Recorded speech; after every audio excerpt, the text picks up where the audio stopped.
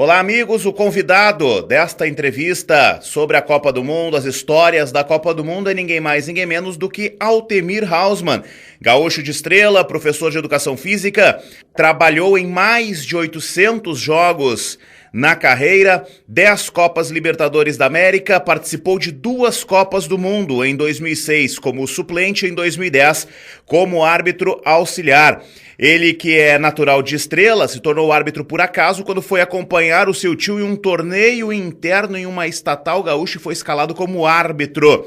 Altemir Hausmann, ao saudá-lo nas ondas da Rádio Progresso AM 690 de Ijuí, te questiono, paraste na arbitragem de fato por acaso, meu amigo? Como vai? Muito feliz de estar falando para essa região aí, que grandes nomes trouxe para o futebol brasileiro, entre eles um que levantou a taça chamado Dunga, né? Sim, foi por acaso e graças a meu tio e graças ao destino, esse acaso me levou até a poder participar diretamente de uma Copa do Mundo, né?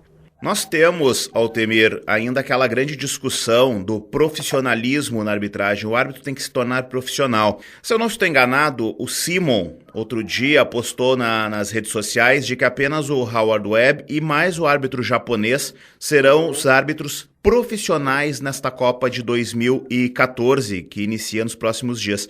Altemir, faz tanta diferença hoje para um árbitro de Copa do Mundo ser profissional ou não? Sim, muita diferença, né? Porque muito mais do que ter um vínculo ou qualquer coisa parecida que ninguém tem diretamente, é uma tranquilidade de tu poder te dedicar totalmente às atividades da arbitragem, né? Hoje, infelizmente, tu sai do Rio Grande do Sul para fazer um jogo no Ceará, volta, não fica 24 horas em casa e já vai para outro, né? Talvez aí, se fosse profissional, tu faria uma escala e faria mais jogos nesse meio tempo, passaria menos tempo viajando e muito mais tempo se dedicando às partes que compõem o árbitro, a parte física, a parte teórica, parte técnica, treinamentos, coisa que os jogadores têm e os árbitros não têm, né? Vamos falar um pouco sobre a prática por si só e deixando essa questão do profissionalismo de lado por um momento. Altemir, o que foi mais difícil atuar, o que foi mais complicado na tua vida atuar em um jogo da Alemanha, em uma Copa do Mundo ou em um clássico Grenal em decisão de campeonato? Cara, nesses muitos jogos que eu tive, por exemplo, comparando fazer internacional, juiz internacional valendo o título gaúcho, é tão difícil quanto um Alemanha e Gana, por exemplo, dentro daquele contexto, né?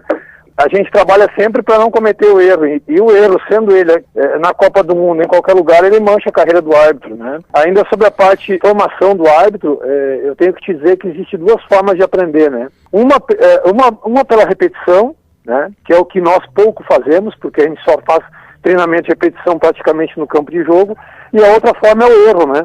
Sim. E aí o erro, juntando os 2 assuntos aí, o erro ele não pode fazer parte da carreira do árbitro, porque ele não erra em treinamento, porque não treina, né?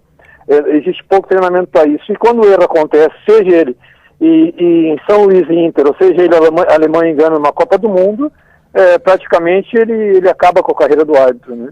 Dentro da Copa do Mundo, o árbitro ele é liberado pela FIFA quando, o Altemir? A partir de que momento a FIFA dispensa os árbitros? Olha, a FIFA dispensa. Eu tenho dito, o árbitro, ele é bom árbitro até o próximo erro, né? Sim. À medida que ele comete um erro, ele já começa com os questionamentos em relação ele não é mais o mesmo, tá ficando velho, tá ficando louco, aquelas coisas todas que começam, a partir desse erro, começa os questionamentos, né? Então, a FIFA, o árbitro é bom para a FIFA, para qualquer entidade, até a sucessão de erros, né? Seja ele um grave, ou sejam eles um repetido atrás do outro, né? Então, a FIFA dispensa no momento que acha que o árbitro deixa de ser útil para ela, né? Voltando um pouco no tempo, vamos a 2010, quando você teve a confirmação do seu nome na arbitragem, no trio de arbitragem brasileiro, para a Copa do Mundo da África do Sul. Primeiro, a reação imediata ao ter a confirmação do nome, porque a especulação ou a certeza já havia, mas a confirmação de fato por parte da FIFA.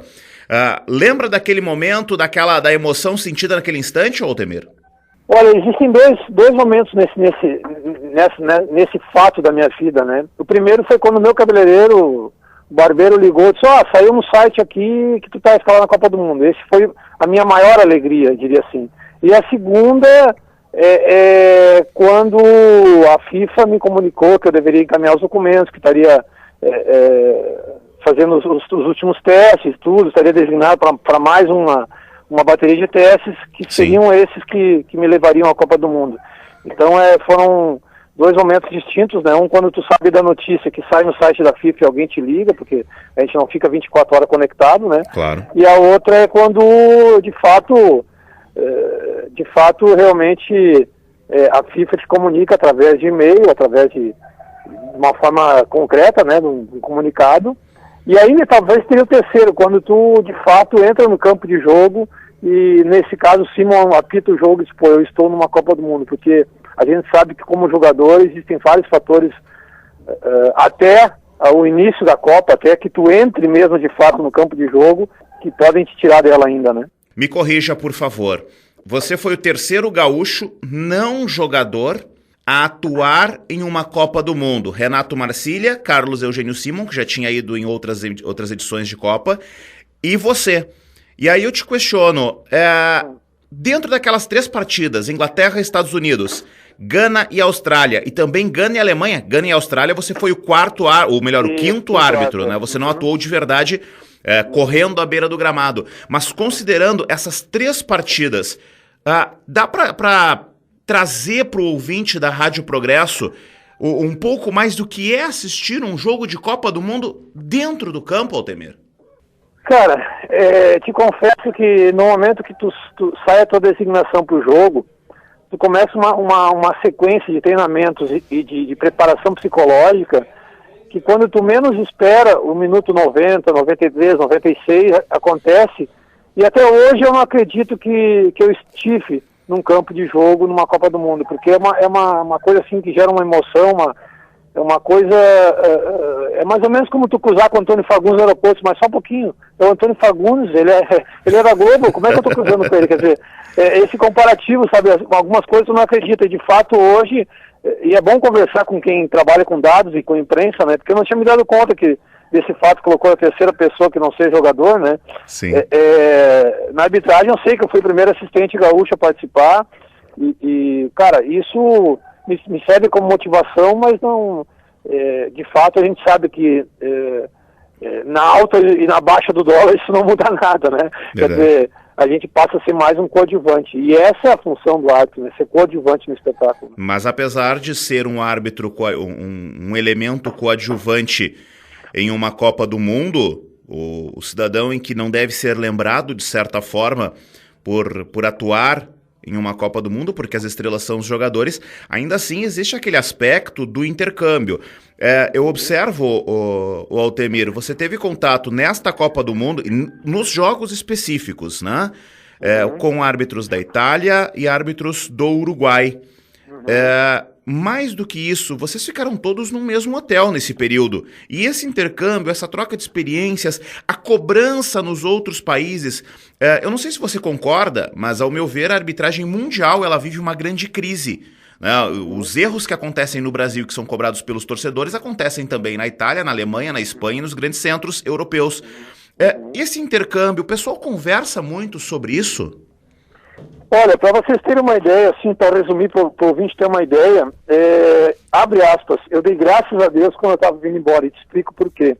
O clima de tensão, afinal de contas, tu tá numa Copa do Mundo e tu vai mexer com o país, com interesse, com um monte de coisa. O clima de tensão que fica, como é que eu vou dizer assim, pairando em cima do nosso hotel, porque a gente, de 42 dias, a gente teve 2 dias de folga, né? Então, quer dizer, é discussão, é treinamento, o dia inteiro em função de jogos, a análise de jogos dos colegas, e o clima de tensão é tanta que, de fato, como árbitro, tu curte muito pouco a Copa do Mundo, né? Os momentos de curtição, assim, ficam para depois, né?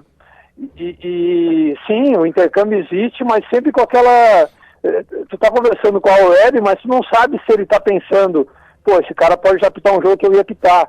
ou se ele está pensando, não, esse cara é um excelente colega, vamos conversar para aprender uma coisa com ele. Então, o intercâmbio, claro, a língua é uma trava nisso, né, é um problema, mas o intercâmbio acontece, mas de forma muito profissional e pouco assim, diríamos assim, pessoal, né? Sim. Quando realmente a gente ficou sabendo que não estaríamos escalados num jogo que era para nós estarmos, né, e viríamos embora, claro, o Simon ficou triste que ele poderia ter feito mais uma partida, batido o recorde, mas depois que eu cheguei em casa, eu disse, graças a Deus eu estou em casa, e de fato passei por essa Copa do Mundo sem ninguém saber quem, entre aspas, quem eu sou, né? Então, aconteciam os erros, aquilo gerava uma certa tensão, não se tinha... E esse é o grande problema da arbitragem hoje. A gente teve no meio da semana um gol de mão do Luiz Fabiano, né? Sim.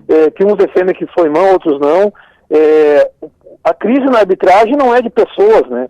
A crise eu diria que passa pelas novas instruções, passa pelos novos instrutores e passa pela nova forma de pensar que nós temos sobre o futebol. Afinal de contas, a gente vai rasgar a regra do jogo para validar determinados gols ou vamos cumprir a regra para manter a disciplina, a forma de pensar e etc. Então, nesse aspecto que está sendo complicado, essa Copa do Mundo vai ser bastante complicado, na minha opinião. Sandro Meirahit, Marcelo Carvalho Vangassi e Emerson Augusto de Carvalho. O que você sabe a respeito deles, o que você conhece na maneira de trabalho e apenas como observador, claro, eu quero o pessoal, o que você sabe do lado do aspecto pessoal deles, no contato direto, apenas como observador, e eu quero que você, claro, aqui nas ondas da Rádio Progresso, deixe uma mensagem para esses 3 profissionais que vão defender as cores do Brasil na arbitragem nesta Copa do Mundo. Bom, de pessoal, convivi por muitos momentos com eles, são pessoas fantásticas, tem tudo para representar bem a arbitragem brasileira. Se prepararam, acredito que estão se preparando cada dia que passa mais para isso, porque as escalas não estão acontecendo, ao contrário nosso, a gente foi escalado até o último momento, eles estão resguardados para treinarem, para se dedicarem totalmente à Copa do Mundo, assim como os jogadores, ou seja, já está havendo, eu acho, um certo profissionalismo nisso. Acredito que eles possam representar bem o país e vamos torcer. Eu, como árbitro, nunca neguei, sempre torci, e isso me gera alguma desavença, sempre torci para que o Brasil não vá à final da Copa do Mundo, porque ter um árbitro brasileiro numa Copa do Mundo, para a arbitragem, representa muito. Infelizmente, se a seleção estiver, não vai estar o árbitro. E eu, como árbitro, torço para a arbitragem brasileira estar representada na final da Copa do Mundo. Se isso não vai ser possível, então que seja a seleção brasileira, né?